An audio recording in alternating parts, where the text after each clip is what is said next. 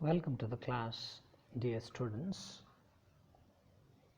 In this class today, let us briefly discuss the critical theories of William Wordsworth and Samuel Taylor Coleridge, S.T. Coleridge.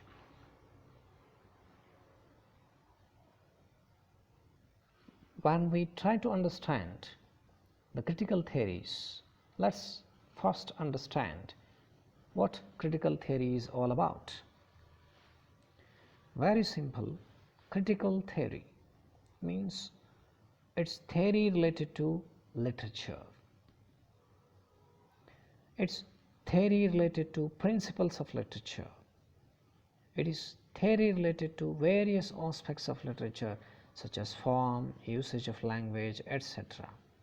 Means various aspects that go a long way into the writing, into the composition of literature. What principles are involved? What are the aspects that are involved in taking birth of literature, taking birth of any writing? Or critical theory simply just can be summed up as some theory related to criticism of literature. When we talk anything about literature, that is critical theory. That can be criticism of literature. Anything about literature. When we try to understand then William Wordsworth's theory of poetry, means what theory does he hold as far as poetry is concerned? Wordsworth's theory of poetry is expressed in Preface to Lyrical Ballads, published in 1800. Lyrical Ballads, as we know, was published in 1798, an epoch-making work which changed the course of English literature, jointly published by William Wordsworth and S.T. Coleridge. Thereafter 2 years, in 1800, upon the suggestion given by the friends and the immediate need to defend the practice that was carried out in writing lyrical ballads, Wordsworth takes up some defense of his writing, which appears in the form of the Preface to Lyrical Ballads, published in 1800. What it deals with? Basically it deals with poetry and the poet. It gives the definition of a poet and poetry, and at the same time it deals with nature of poetic process, how poetry takes its birth, and the origin and purpose of poetry. What is the purpose of poetry and how it takes its origin, and what should be the subject of poetry, and at the same time the language of poetry or poetic diction. Wordsworth, in his Preface to Lyrical Ballads, defines poetry as the breath and final spirit of all knowledge. Means poetry is considered as the very spirit of all knowledge, the breath, the soul, and final spirit. It is a final spirit, not a cruder spirit, final spirit of all knowledge. In this way, Wordsworth gives very high position, high importance to literature, poetry, above all knowledge. And at the same time he defines poetry as the spontaneous overflow of powerful feelings, taking its origin from emotion recollected in tranquility. This definition contains two parts. The spontaneous overflow of powerful feelings means it's not just the outburst of emotions that are suddenly, abruptly, hurriedly written down on a piece of paper. Of course, it is a spontaneous overflow of powerful feelings, but those emotions taking its origin from emotion recollected in tranquility, means the emotion that the poet experienced earlier is recollected once again in tranquility after long thoughts, after deep thoughts, after deep contemplation by the poet. In this way, poetry is recollection of that emotion experienced spontaneously earlier, means it's a very creative aspect. And he defines poet not as a divine person, or poet not endowed with very different altogether different spirit, but he says poet is essentially a man speaking to men, a man, it is true, endowed with some lively sensibility, more enthusiasm and tenderness. Means basically he defines poet as a common man, a man speaking to men. Means he is not writing for poets, he is not writing for scholars. Of course the poet is trying to address common ordinary men, and at the same time he is different from all common ordinary men in the sense that he possesses some lively sensibility, some more spirited strength, more enthusiasm and tenderness. Means he has curiosity, not common curiosity, uncommon, very he is very much interested to know, to experience. And at the same time he says poet is one who has also thought long and deep. Means poet contemplates, meditates on the kind of experience he has in the lap of nature again and again. He thinks it for long and he thinks deeply, so that it comes philosophic, so that it becomes very fermented in idea, strong in idea. And Wordsworth in his theory of poetry at the same time talks of subject and language of poetry. What should be the subject of poetry? What should be the language of poetry? And he says incidents and situations from common life should be the subject of poetry. Means common incidents and situations from common life, not any great high fashion life. He is against the upper fashions and men and manners of upper class. Rather he is appealing, he is putting stress on the ordinary rural life. And at the same time he says what should be the subject? He says humble and rustic life. Means he thinks it is humble and rustic life where in that condition human emotions originate, evolve better. Man is connected to down to earth, and at the same time no doubt he allows for a certain coloring of imagination whereby ordinary things should be presented to the mind in an unusual aspect. Means the poet can make use of his freedom to color in his imagination. Using imagination he can recreate his experience, and he can amplify, he can increase his experience, he can intensify his experience in recollecting the emotion earlier experienced. And if the subject is simple incidents and simple situations and humble and rustic life, then what should be the language? Wordsworth says the language should be as the language really spoken, used by men. Means common speech, common colloquial speech can be used in poetry.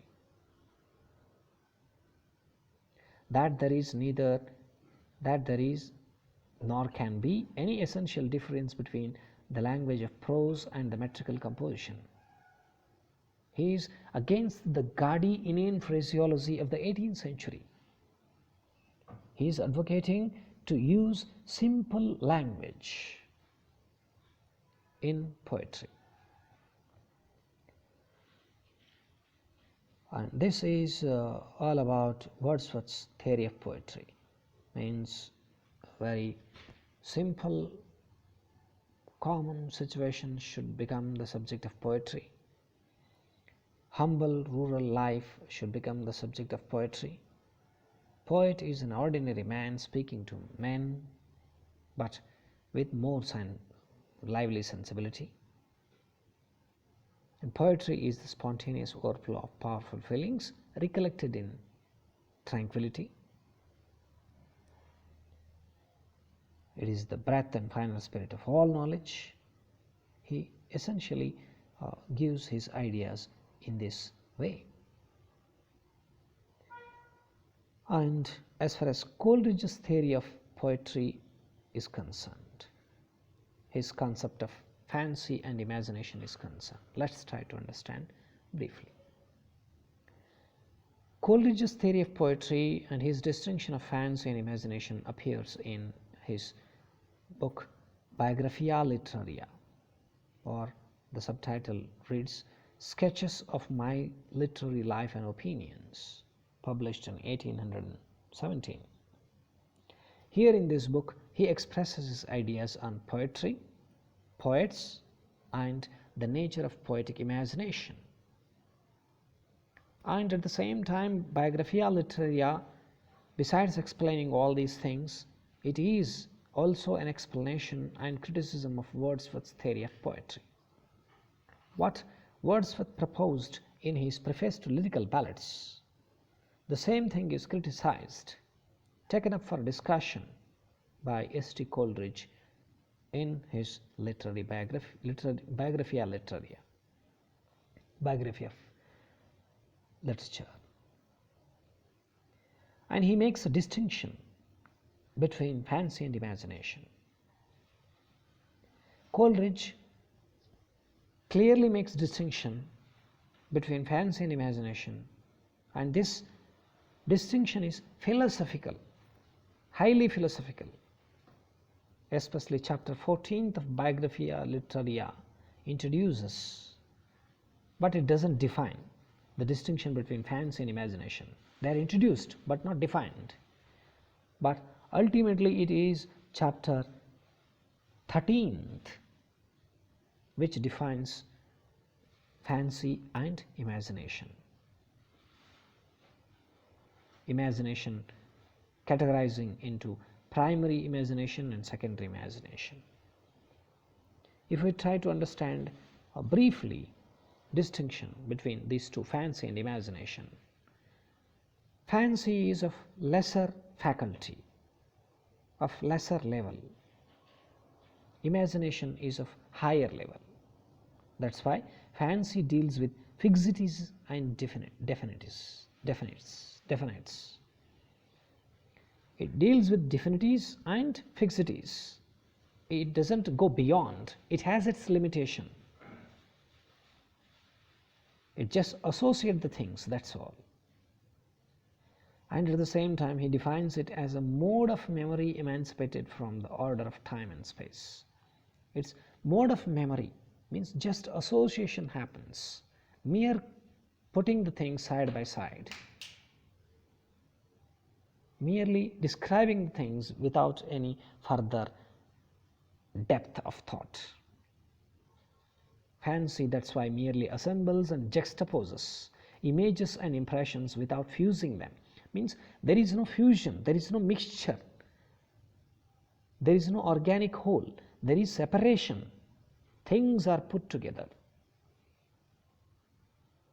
as done in his poetry, just brings two dissimilar objects together, violently combined, without fusing them, making them into one.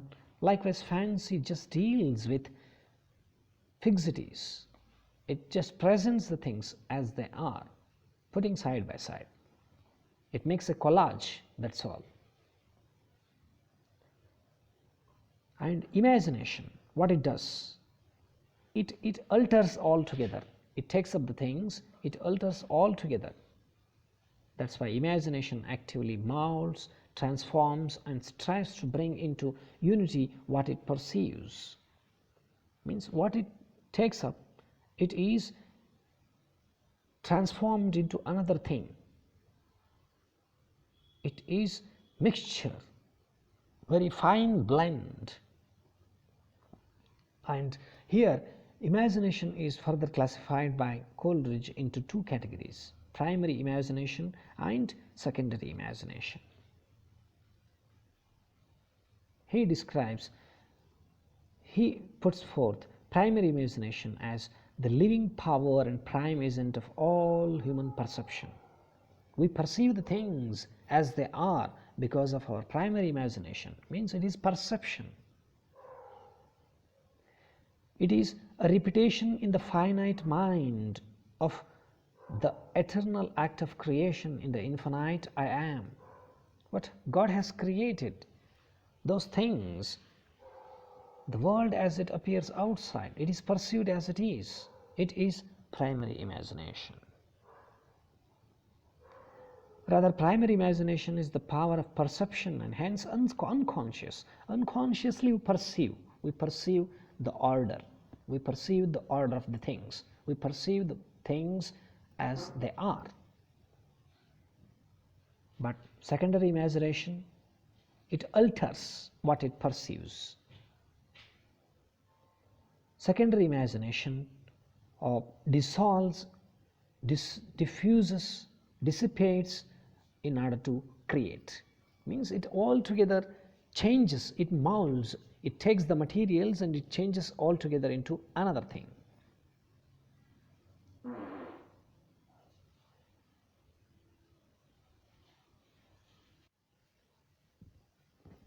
Secondary imagination is the conscious use of the power of perception. If primary imagination is power of perception, secondary imagination is the conscious use of that power of perception. Primary imagination is just deals with perception, whereas secondary imagination deals with the process of creation. This secondary imagination is employed in creative writing, but primary imagination is just the principle of perception. In this way, there is no essential difference in kind, but only in degree. The difference between primary and secondary imagination is not of kind, but it is of degree. Secondary imagination is the creative power after perception. Means secondary imagination comes next to the primary imagination. Hence, secondary imagination is conscious. The poet is conscious while writing. In this way, Coleridge makes a clear distinction between the primary and the secondary imagination. He calls secondary imagination exemplistic power, means power of creation. It is unifying power, which unifies the elements that have been perceived through primary imagination. In this way, if Wordsworth tried to give his theory of poetry, definition of poetry, poet, function of poetry, purpose of poetry, Coleridge makes essential difference between fancy and imagination. I hope you have understood briefly the critical theories of Wordsworth and Coleridge. Thank you, dear friends.